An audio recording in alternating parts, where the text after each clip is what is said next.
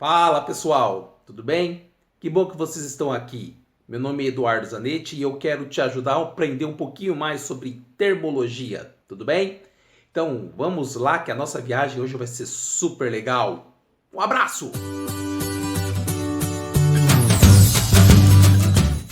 E aí turma, tudo bem? Preparados? Vamos estudar um pouquinho a respeito sobre temperatura, tudo bem? Então, a primeira coisa que a gente vai identificar aqui é que existe uma diferença entre temperatura e calor.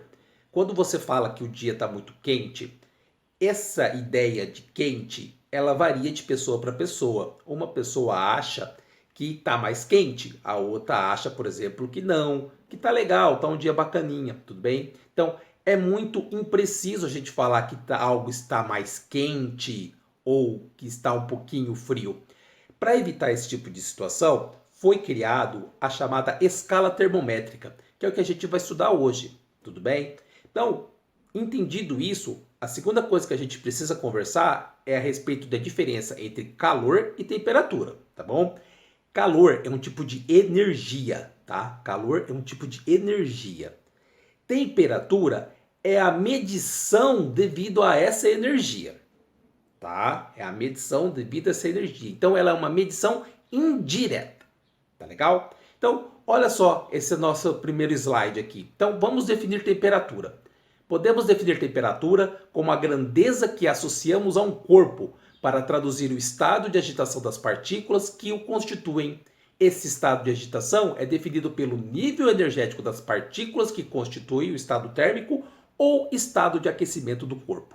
Tudo bem? Então, pensa o seguinte. Se a gente está falando de agitação das partículas, imagina uma festa. Você começa a festa com uma música lenta. Então todo mundo está dançando ali devagarinho, tudo bonitinho. Aí passado um tempo, vem um pagodinho. Então o pessoal já fica mais alegre. E no final, vem o funk para quebrar tudo. Então tenta imaginar isso, por exemplo, quando eu estou colocando água para esquentar. Então eu tenho a água, que ela está lá quietinha. Conforme eu vou dando energia para ela devido ao fogo, né, a chama, então ela vai se agitando cada vez mais até que ela entra em ebulição. Então faz esse tipo de associação. Imagina que a agitação das partículas está relacionada a uma grande festa, a uma festa devido à energia.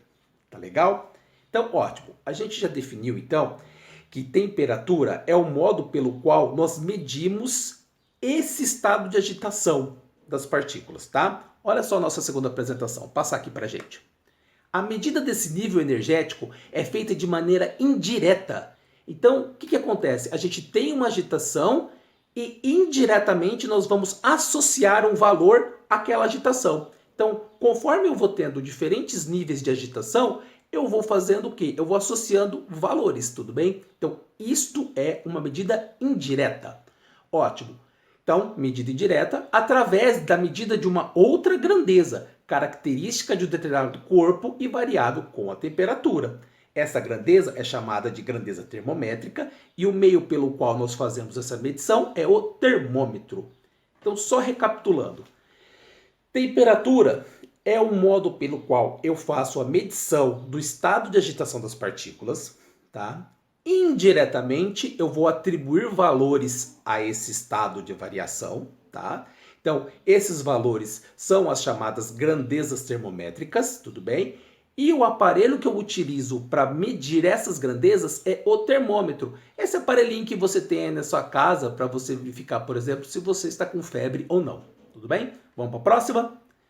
Em todo o termômetro, agora a gente vai falar do aparelhinho, do termômetro. Em todo o termômetro, encontramos uma substância denominada substância termométrica, que tem pelo menos uma de suas propriedades físicas variando com a temperatura. O mais conhecido dos termômetros é o termômetro de mercúrio. Então, para a gente fazer essa medição da temperatura, essa variação da agitação das partículas, nós precisamos utilizar um meio físico pelo qual a gente consiga enxergar e interagir.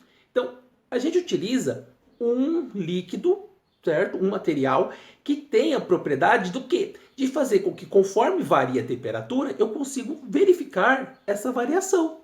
Então, o termômetro é isso. Quando você olha para ele, você percebe que num dia quente, ele está lá em cima. Num dia frio, ele está lá embaixo. Em cima e embaixo do quê? daquela escalinha que a gente tem, tá?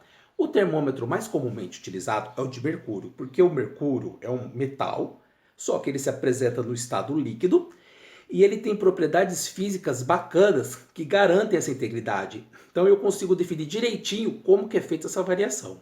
E aqui eu queria fazer um adendo para vocês, tá? Esse termômetro comumente que a gente tem em casa, que a gente coloca lá fora para ver se o dia está quente ou não está, ele não é um termômetro de mercúrio, tá? Aquele líquido que tem lá dentro geralmente é um álcool tingido, tá? O álcool também me dá essa possibilidade. Só que como ele é tingido, conforme o tempo vai passando, você já não consegue mais verificar tão precisamente essa temperatura. Por isso que, por exemplo, para verificar se você está com febre, nós utilizamos um termômetro de mercúrio. Tudo bem? Então, olha aí o nosso amigo, o nosso termômetro, tá? Do que basicamente um termômetro é constituído? Ele tem três partes, tudo bem? Ele tem aquela pontinha dele, que é o bulbo, tá? Que é onde fica armazenado o mercúrio. Um tubinho por onde esse mercúrio passa, né? Pelo termômetro, que é chamado de tubo capilar, tudo bem? E o elemento propriamente dentro dele, que é o mercúrio, tá bom? Se você reparar, nesse tipo de termômetro, ele tem ali do bulbo para frente, ele tem um pequeno estrangulamento. Então ele vem, diminui e aumenta. Por que esse estrangulamento? Porque esse estrangulamento é necessário para que não deixe que o mercúrio volte assim que eu tenho uma variação de temperatura muito simples. Então é como se eu tivesse um controle melhor, conforme eu tenho a variação da temperatura, eu consigo manter, sabe, essa variação dele dentro da faixa que me interessa, tudo bem? Então é por isso que tem aquele pequeno estrangulamento. Legal? Ótimo. Falamos então a respeito do que é temperatura, as grandezas termométricas e falamos do instrumento, que é o termômetro. Agora, vamos falar propriamente da escala termométrica. Eu não falei que nós temos vários valores que são atribuídos ao grau de agitação das partículas? Pois bem, a ciência utilizou muitas dessas escalas, muitas dessas variações. Cientistas faziam estudos e falavam, olha, eu calculei desse modo, então nós vamos falar que para cada variaçãozinha, que vamos colocar assim que seria 1 grau, nós temos uma determinada situação. Então é isso que a gente vai falar agora.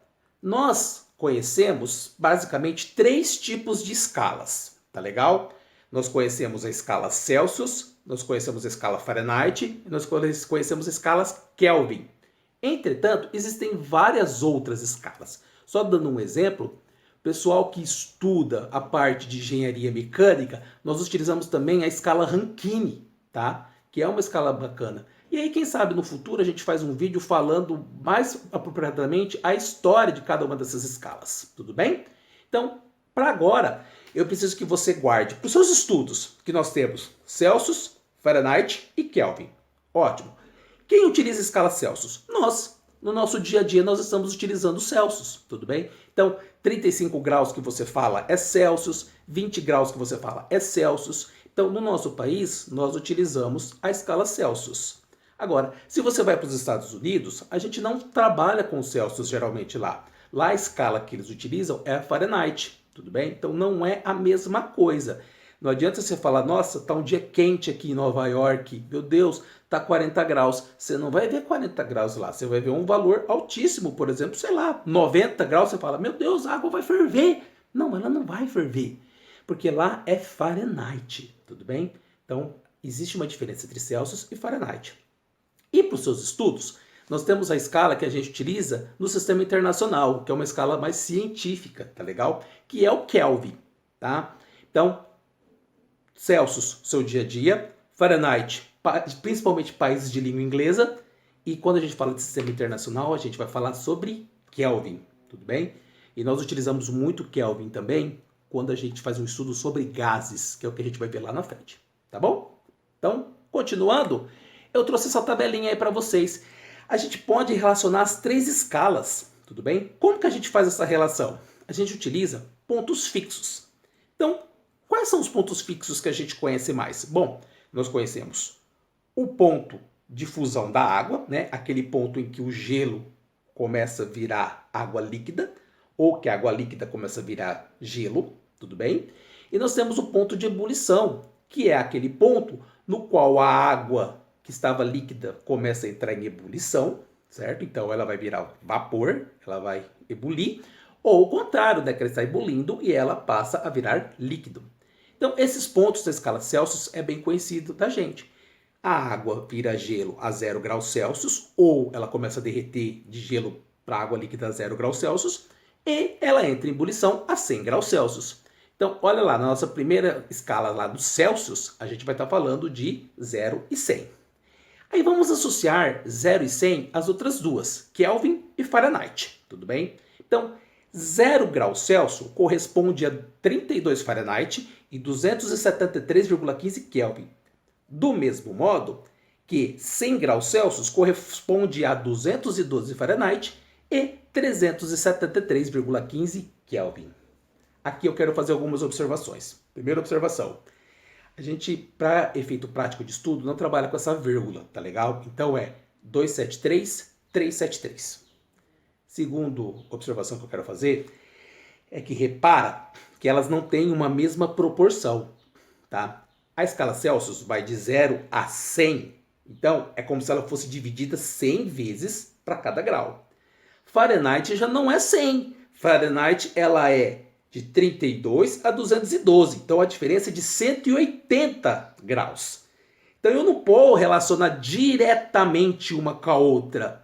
Eu vou fazer o quê? Uma proporção. E nos exercícios que nós vamos resolver, vocês vão ver que a gente vai utilizar essa ideia de proporção que você estudou lá atrás na matemática para poder resolvê-los. Tudo bem? E aí o terceiro ponto que eu quero observar é o chamado zero absoluto. O que é o zero absoluto? É aquele momento onde não há nenhum tipo de agitação das partículas. Tá? Convencionou-se na ciência que o zero absoluto é o zero Kelvin. Tudo bem? E aí eu trouxe aqui na relação para vocês que 0 Kelvin corresponderia a menos 273 Celsius e praticamente menos 460 Fahrenheit.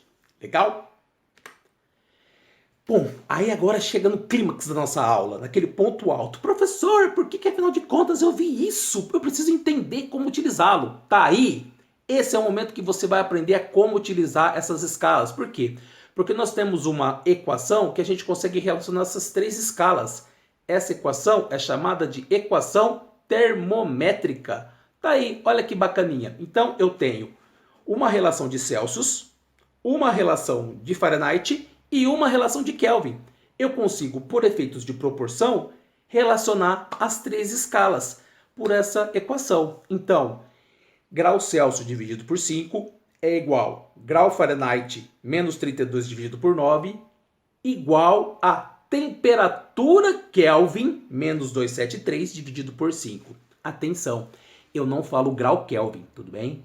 Então eu tenho 20 graus Celsius, 20 graus Fahrenheit, 20 Kelvin, tudo bem? A gente não usa o símbolozinho do grau, tá? Então, se eu quiser relacionar Celsius e Fahrenheit, eu só uso a parte de Celsius e de Fahrenheit. Se eu quero relacionar Celsius e Kelvin, eu uso a parte de Celsius com Kelvin. E se eu quero relacionar Fahrenheit com Kelvin, só Fahrenheit com Kelvin, tudo bem? É bacana? É fácil? É. Você vai ver que não tem muita complicação, tudo bem? Você vai ver que é bem bacana esse nosso tipo de estudo. Então, eu queria que você fizesse o seguinte. Dá uma retornada na nossa aula, tudo bem? Começa lá do começo. Começar do começo é legal, né? Volta lá no início, dá uma lida. Se você tiver alguma dúvida, coloca aqui nos comentários. Eu vou estar acompanhando e eu vou ter o maior prazer para te responder, tudo bem? Logo, logo vão estar saindo exercícios relacionados a este conteúdo, tá? Então nós vamos trabalhar assim no canal. Eu faço a aula teórica e coloco exercícios. E aí a minha ideia é colocar exercícios fáceis, médios e difíceis. Para quê? Para que a gente tenha um aparato bem legal de resolução. Tudo bem? Então, eu espero que você tenha gostado, pessoal. De coração, muito obrigado. E até uma próxima oportunidade, tá? Estudem, pois esse é o modo que a gente tem para que a gente possa ser feliz. Tá bom? Um abração. Tchau!